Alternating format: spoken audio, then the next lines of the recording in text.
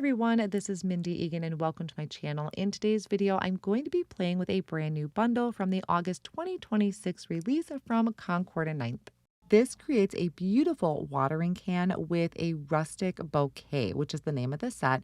I'm going to be showing you how I stepped up my die cuts to give them a little more added interest and dimension. So here's a look at the set. We have this wonderful die set. The packaging always comes with an example, and then there is a coordinating stamp set. So I went ahead and picked out a fall color palette off of Pinterest, matched it to the colors with Concord 9th. So I have a Nectar, Grapefruit, Wildberry, Artichoke, Avocado, Pebble, and Cobblestone, and all of these will be linked down below in the video description. So I started with ink blending Cobblestone ink onto my watering can that was die cut from Cobblestone as well. It looks pretty heavy-handed, but it will dry back and lighten. Now, what I wanted to do with my flowers, because these are going to be layered up pretty well, I wanted to have it be darker in the center and then get lighter towards the edge of the petals. A lot of that centerpiece is going to be covered up, but I still wanted it there. So for the Nectar, I think I used grapefruit ink. And then for the grapefruit cardstock, I used Sorbet. And for the flowers die cut from Wildberry, I used Plumberry.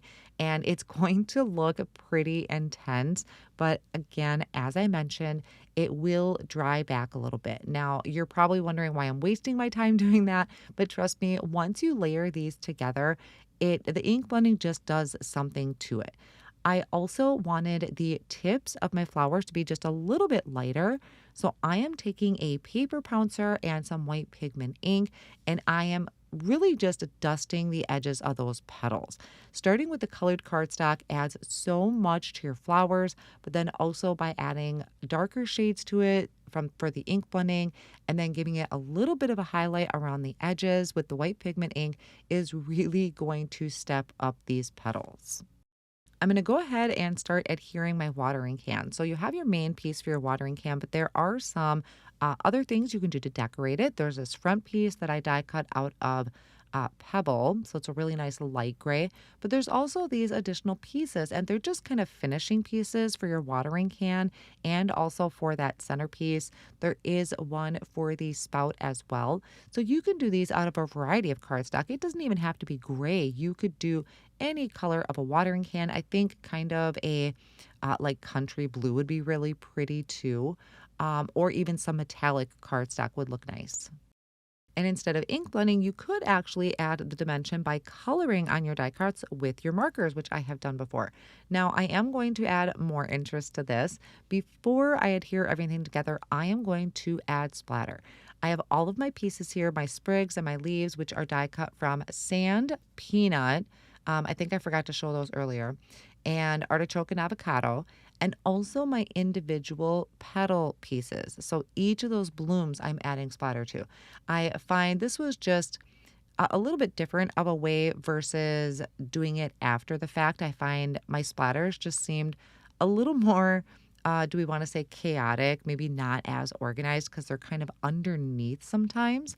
So once the splatter is dry, which I just used a white acrylic paint mixed with a little bit of water, I'm going to start the assembly. So for some of them, I left one of the petals off. A couple of them, I did all of them. So you really can decide how bushy you want your flowers to be. So there's, I think, maybe four or five altogether for each of these.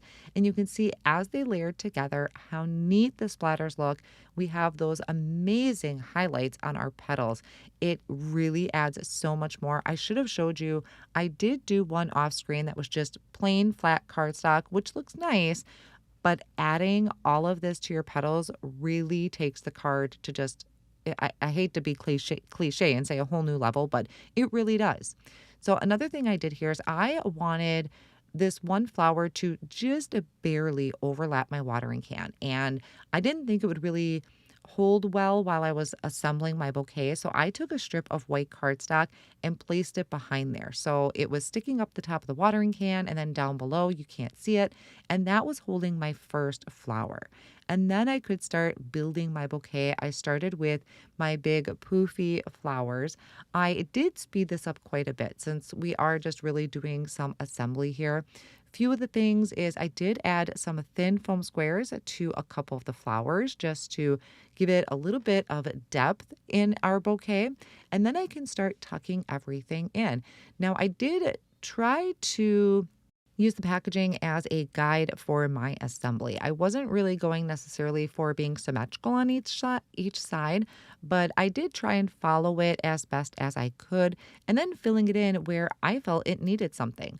So I have just the two different shades of green for the leaves, and then I could start filling it in with, should we call these like a wheat stalk is what it looks like, and then just some sprigs. There is a branch in there that also has some berries that you can add to the top of it. So I just die cut my berries out of white cardstock.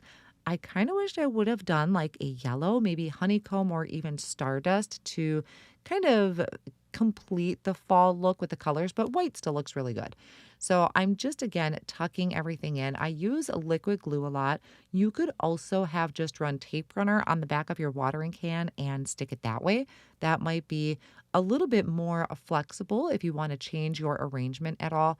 There was one of them that I did decide I wanted move.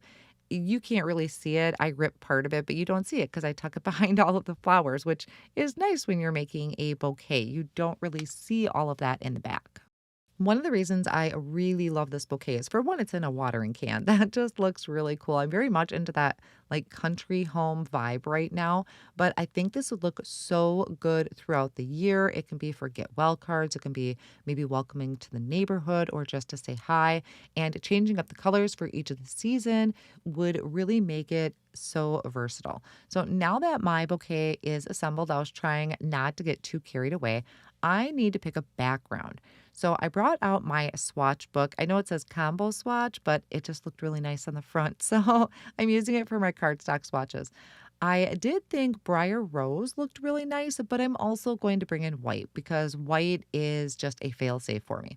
I also needed to look at some sentiments, and I fell in love with some of these sentiments from Christina Warner through this release. I think some of them I picked from Courage and Strength. Another one was from the Calm Canopy. Now, if you click down below in the video description and anything is sold out at the time that you're watching this, be sure to click the Notify Me button so that you get an email as soon as things come back in stock. I stamped out extra sentiments and I'll decide later what I'm going to use. I'm also reaching for this beautiful background stamp. I think this is called Easy Repeat Light Linen. Gorgeous, gorgeous stamp to add subtle interest to your backgrounds. And I started with using Briar Rose cardstock stamping with a Briar Rose ink. It's going to look pretty dark at first, but again, it'll dry back, it'll soften, so it'll be just subtle interest for the background. I love, love, love those scattered looks like that. They're also really great for mixed media cards, but I couldn't resist stamping this in Pebble ink onto white cardstock. I did stamp it twice. There's just something about kind of that weathered look that I just love when it comes to images like the watering can, anything kind of rustic like that. And then back to my sentiments, there are coordinating dies for each of the sentiments. Christina has them labeled on her packaging, which I found so, so helpful. Her coordinating dies also leave quite a bit of white border around them, which I found interesting. I hadn't used hers for quite a while. So it is super, super easy to line up. Now here, I'm really debating if I want the Briar Rose or if I want white. I'm also debating what sentiment. I'm a big fan of like skinny strip sentiments, and I love the combination of fonts that she uses in her set. So I looked at the Briar Rose, I'm looking at the white.